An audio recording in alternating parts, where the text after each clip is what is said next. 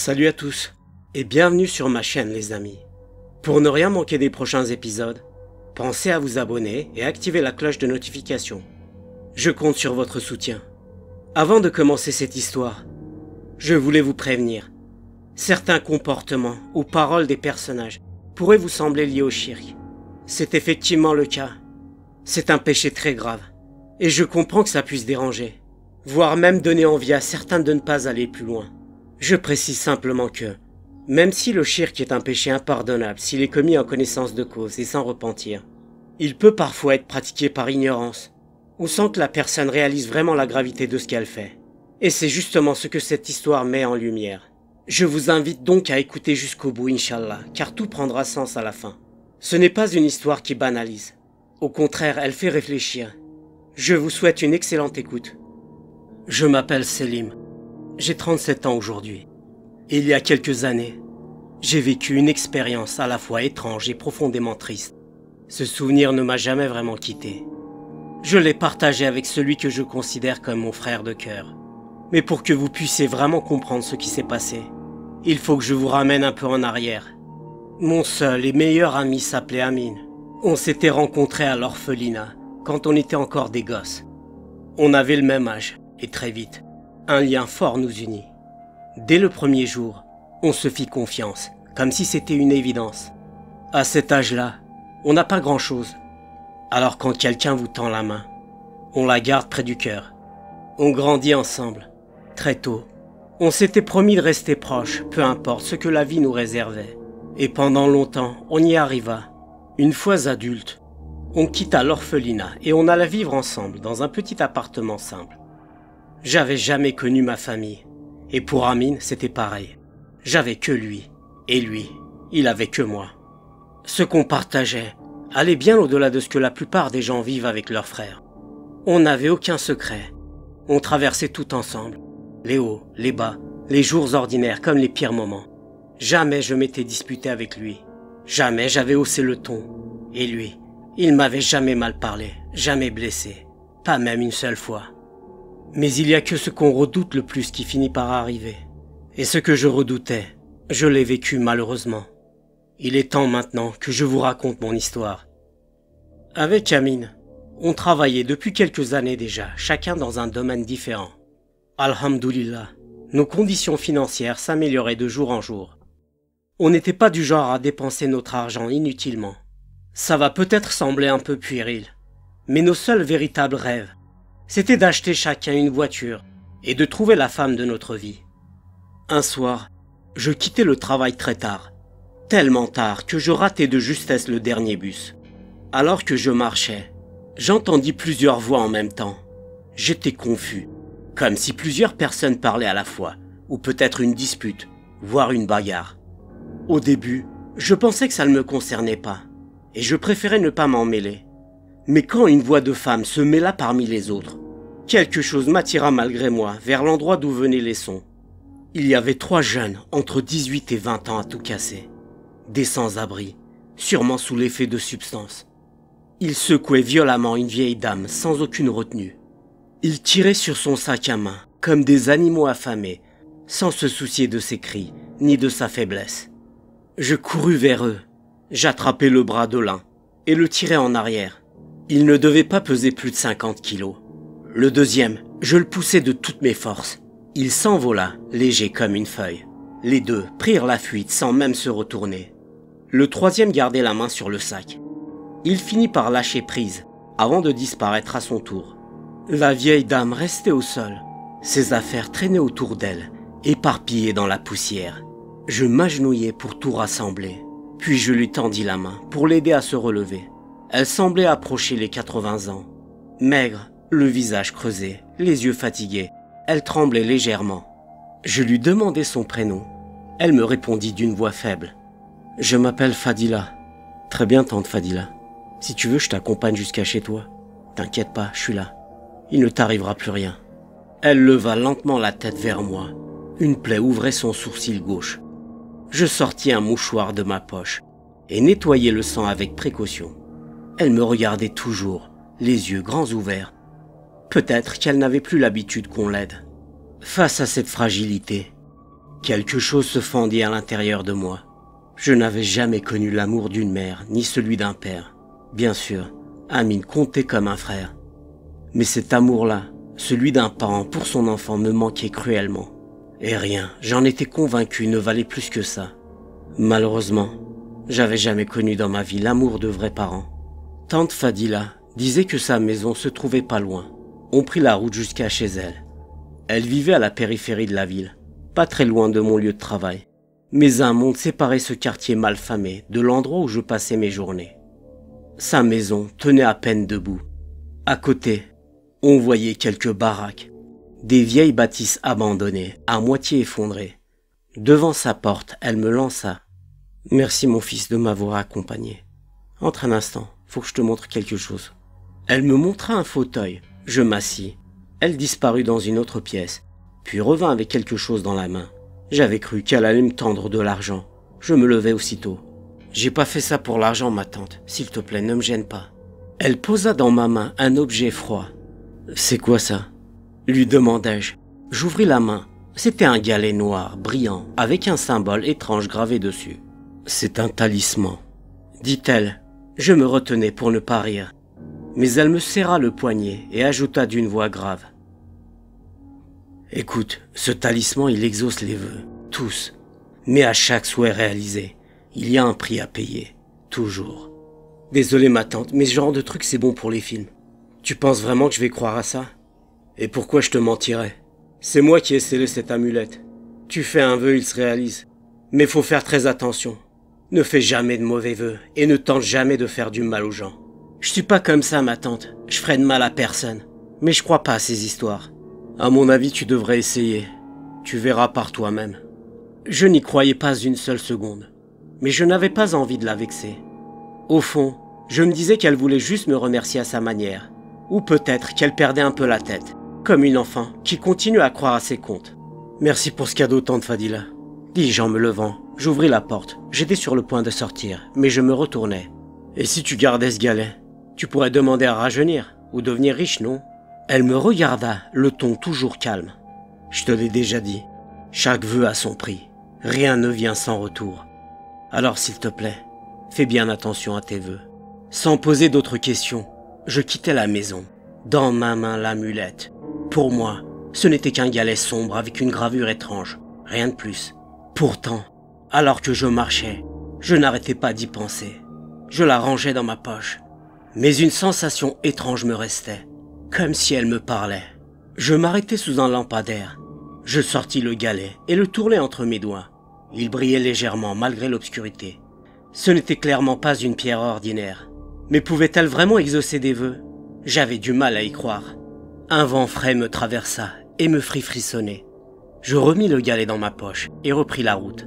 Une fois chez moi, je l'oubliai un moment. Pendant le dîner, Amine me demanda comment s'était passée ma journée. On discuta un peu, puis chacun retourna dans sa chambre. En enlevant mon pantalon, le galet tomba au sol. Je le ramassai, le gardai dans ma main et m'allongeai.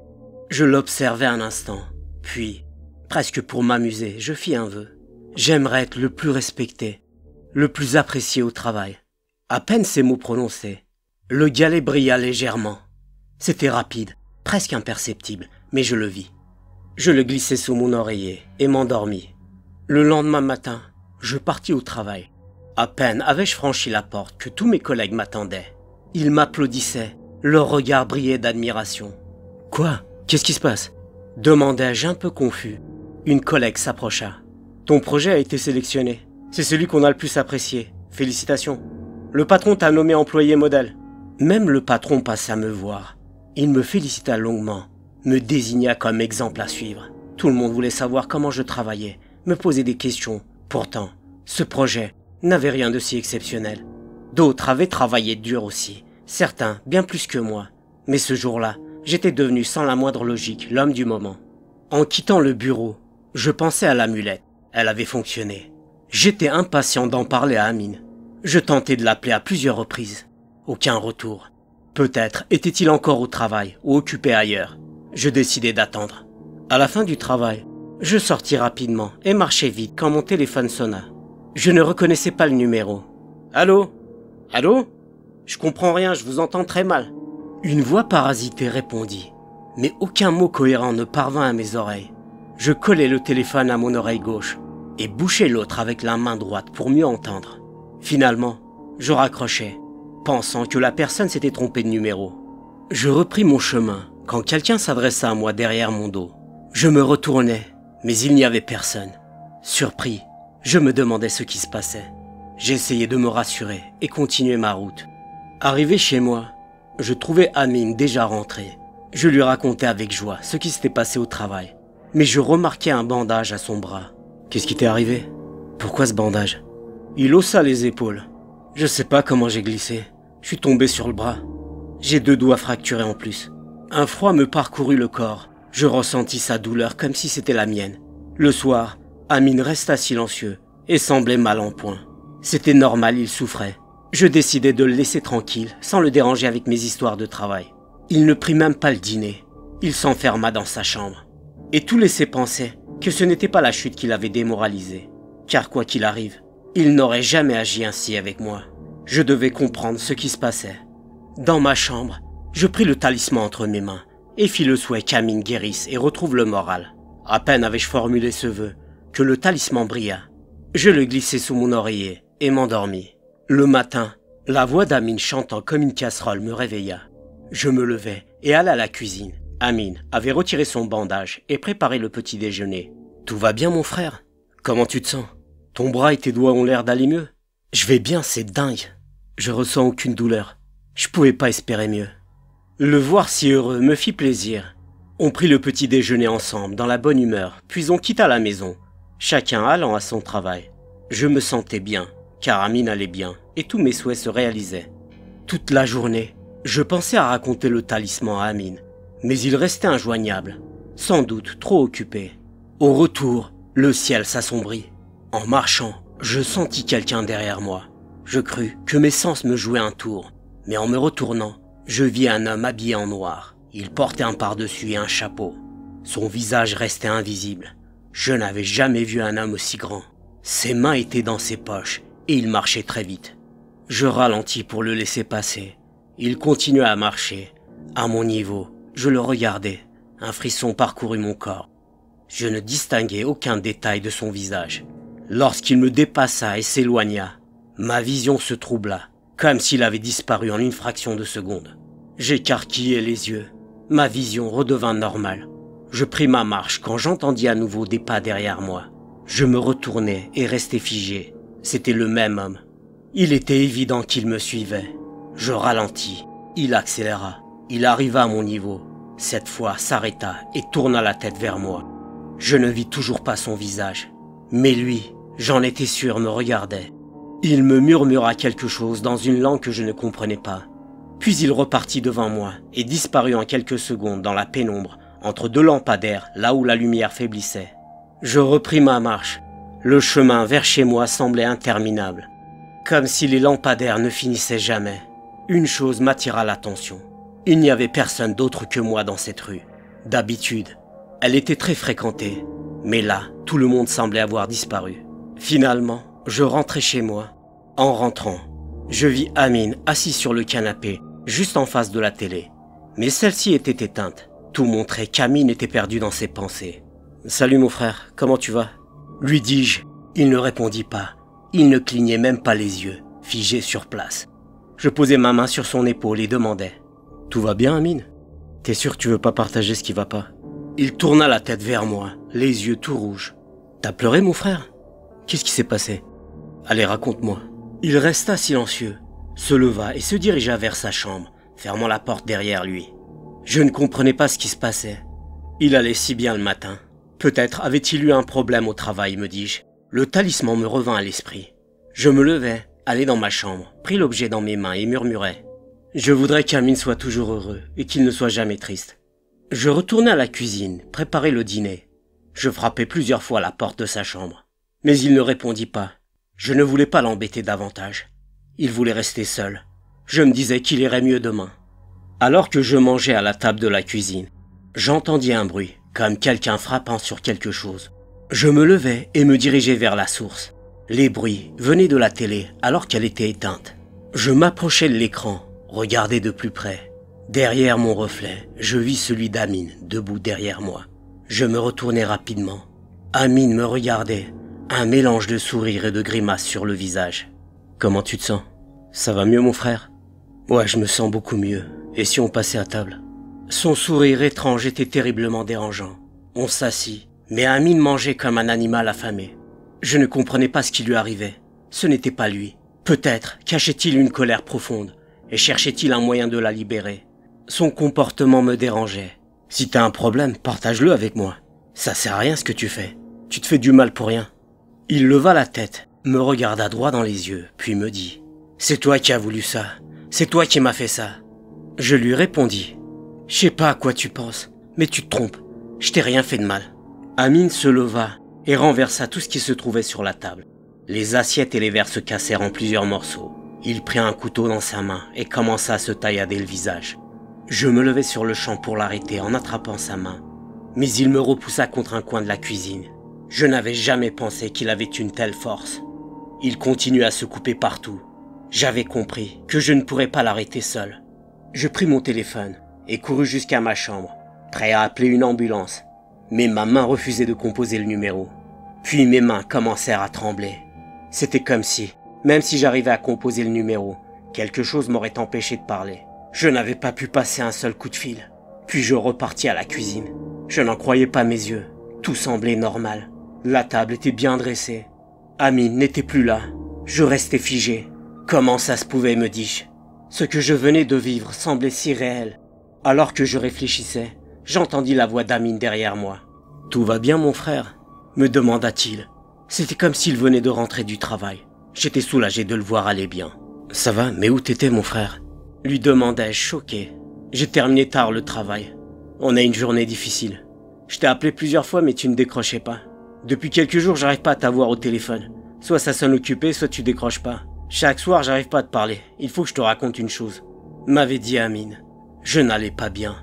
Tout ce que j'avais vécu ces derniers temps était très lourd à porter. Mais je voulais aussi lui raconter tout à propos du talisman. On passa à table. Amine parlait, mais j'avais du mal à le suivre. Mon esprit était encore ailleurs, prisonnier de ce que je venais de vivre un peu plus tôt. Il me parlait probablement de son travail, mais je n'y prêtais pas vraiment attention. Amine posa sa main sur mon épaule et me demanda « Selim, est-ce que t'es sûr que tout va bien ?»« Ouais, ça va, c'est juste que je suis un peu fatigué. Désolé, il faut que j'aille me reposer. Demain matin, avant que tu partes au travail, attends-moi. J'ai quelque chose de très important à te raconter. Je pourrais le faire maintenant, mais je me sens pas très bien. » Je me levai, allai dans ma chambre et fermai la porte derrière moi. Je pris une profonde inspiration, sur le point de craquer. C'était la première fois que je vivais ce genre de situation. Puis, je rejoignis mon lit. Le matin au réveil, j'ouvris la main et découvris que je tenais le talisman. Je ne me rappelais pas quand je l'avais saisi. J'avais un souhait important à faire. Je souhaitais toujours bien m'entendre avec Amine, qui était ma seule famille. Le talisman brilla doucement, et je le glissai sous mon oreiller. En ouvrant la porte de ma chambre, je croisai Amine. Il me dit « Tu m'avais dit que t'allais me raconter quelque chose d'important hier soir. » Je devais lui parler de ce que j'avais vécu avec la femme âgée. Mais une voix au fond de moi me conseillait de rester silencieux pour l'instant. Jusqu'à présent, je ne lui avais jamais rien caché, ni menti une seule fois. Mais je sentais que je devais écouter cette intuition. Je lui répondis « Laisse tomber. On en reparlera ce soir.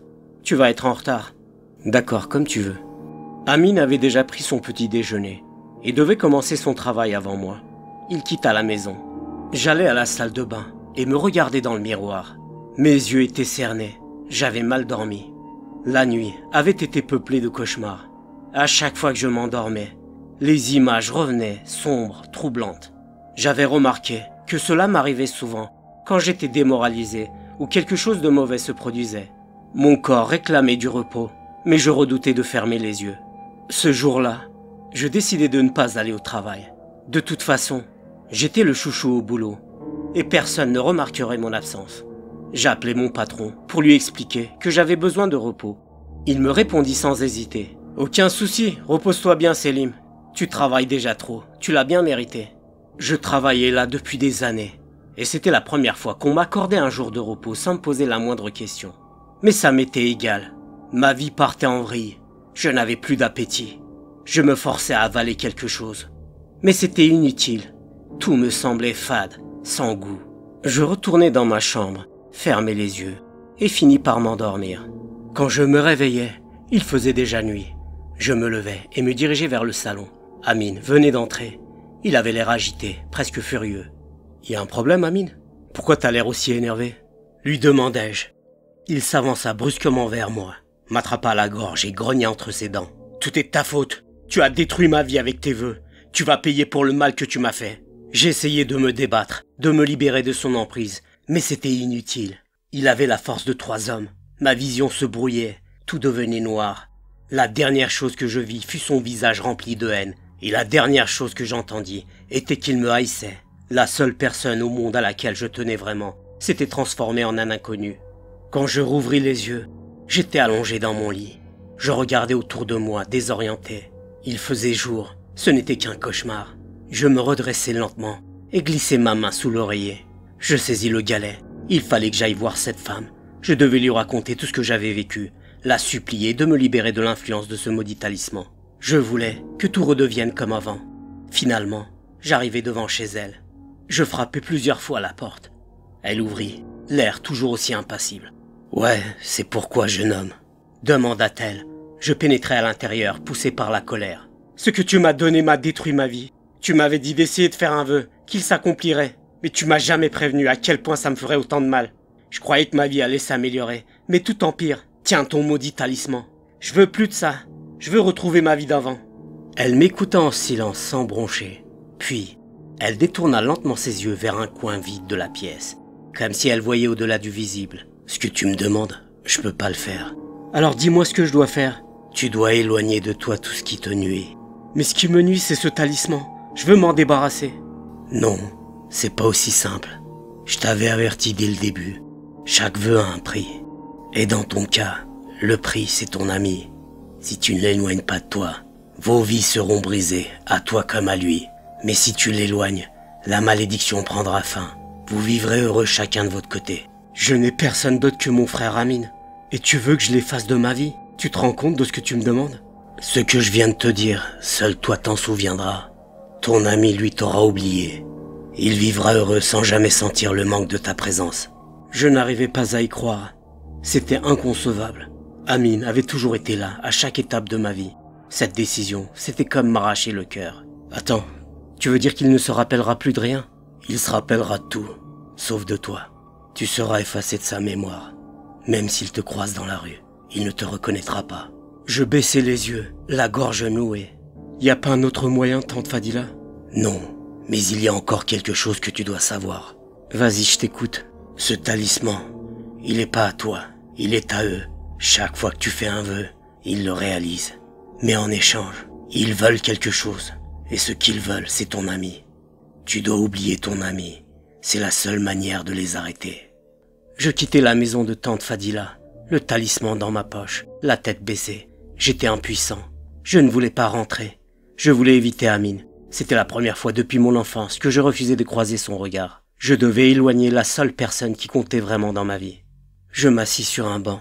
Je sortis mon téléphone. Fis défiler les photos, les vidéos, tous ces moments où l'on riait ensemble. Je me disais que plus rien de tout cela ne reviendrait. Alors je pris une décision, lui dire adieu, une dernière fois, le serrer dans mes bras, puis disparaître. Quand la nuit tomba, je rentrai enfin. Amine, en me voyant dans cet état, s'approcha. « Qu'est-ce qui t'arrive, mon frère? T'as un problème ?» Je ne répondis pas. Je le pris dans mes bras et lui dis « Pardonne-moi, mon frère. J'ai commis une erreur. Une énorme erreur. Et à cause d'elle, on pourra plus se revoir. » Je lui racontai tout. La vieille femme, le galet, les vœux, les conséquences. Quand je levai enfin les yeux vers lui, ce que je vis me glaça. Ses yeux étaient noirs entièrement. Il n'y avait plus de blanc. Ses dents s'étaient allongées, aiguisées. Des veines gonflées marquaient son visage. Sa voix sortit plus rauque, plus grave, une voix qui n'était pas la sienne. « Nous avons exaucé tes souhaits. En retour, nous avons pris son esprit. Et maintenant, nous viendrons pour le tien. Livre-nous ton ami. Ou brûlez alors ensemble dans les flammes de l'enfer. » Pris de panique, je me mis à supplier. « Laissez-nous tranquilles, je vous en supplie. Je renonce à mes souhaits, prenez le galet, mais épargnez mon frère Amine. » Des rires inhumains s'élevèrent. Mes oreilles se mirent à bourdonner. Des voix entremêlées résonnèrent tout autour. Des silhouettes sombres apparaissaient, disparaissaient. Je ne voyais plus Amine. Était-il encore là? Ou n'était-ce qu'un mensonge depuis le début? Je sortis le galet de ma poche. Il brillait presque entièrement. C'était le moment de faire mon dernier vœu. Puis j'entendis sa voix, celle d'Amine. Il criait « Aide-moi Selim, sauve-moi, fais ton vœu, je t'en supplie !» Je compris que je n'avais plus d'autre choix. Peut-être que ce dernier souhait nous sauverait. J'étais prêt à ne plus jamais voir Amine tant qu'il survivait. Ma tête tournait, mes jambes tremblaient, mes oreilles bourdonnaient toujours. Alors je dis « Je souhaite être séparé d'Amine pour l'éternité et que tout redevienne normal. » Je perdis connaissance. Combien de temps restais-je inconscient? Je l'ignorais. Quand j'ouvris les yeux, le matin s'était levé. La maison était sans dessus-dessous. Je courus jusqu'à la porte de la chambre d'Amine. Pour la première fois depuis longtemps, je fis une invocation maladroite. Inch'Allah, Amine est dans sa chambre. J'ouvris la porte. Sa chambre était vide. Je m'assis sur son lit. J'étais sur le point de craquer. Une voix derrière moi me dit « Eh ben, t'es bien matinal à ce que je vois. Qu'est-ce qu'il y a? T'es tombé du lit ?» Amine sortait de la salle de bain. « T'es vivant, mon frère ?» lui dis-je en le prenant dans mes bras. « Bien sûr que je suis vivant. Qu'est-ce que t'as? T'as pris un truc ou quoi ?» Je lui expliquai vaguement que j'avais fait un rêve trop réel. « C'est le week-end, prépare-toi. Allez, on sort un peu. » Je vérifiai ma poche. Le galet n'était plus là. J'allais voir dans la salle de bain, puis sous mon oreiller. Rien. J'étais sorti de ce cauchemar, sauvé de cette chose. Ce jour-là, je décidai de ne rien dire à Amine. Il ne semblait rien se rappeler. Ou peut-être que tout ça, c'était juste dans ma tête. Quelques jours passèrent. Tout semblait redevenu normal. Je me rendis chez tante Fadila. En arrivant devant chez elle, je restais figé. Sa maison n'était plus là. Juste des cendres. Un incendie avait tout réduit en poussière. Je ne savais pas quoi dire, quoi penser. Un type derrière moi m'adressa la parole. Je me retournai. Il avait à peu près mon âge. « Si c'est pas beau tout ça, qu'est-ce qui s'est passé ici? Il y a eu un incendie il y a quelques jours. Rien n'a pu être sauvé. Une femme âgée vivait là seule. Elle est morte dedans. Mais t'inquiète, personne ne pleure pour elle, bien fait. » « Et qu'est-ce qu'elle t'a fait à toi? » « À moi, rien, alhamdoulilah. Mais elle a fait du mal à pas mal de gens faibles, paumés, ignorants. Elle faisait de la sorcellerie. Certains disaient qu'elle trouvait solution à leurs problèmes. Mais c'était toujours provisoire. Ensuite, les choses s'empiraient pour eux. Elle invoquait des djinns, des entités sombres. Il y a pas mal de gens qui ont vu des silhouettes bizarres dans sa maison. D'autres pensaient que c'était juste une vieille femme inoffensive. Elle disait que ses talismans exauçaient les vœux. Mais qu'en échange, la chose la plus précieuse de la personne était prise.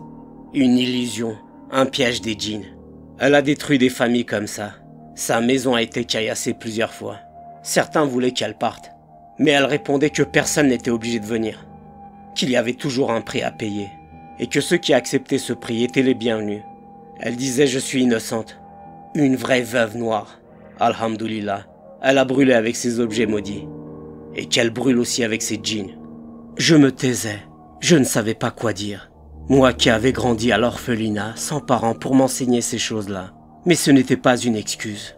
Mon ignorance de la religion m'avait, sans que je le comprenne, fait tomber dans l'idolâtrie. Je lui posai une seule question.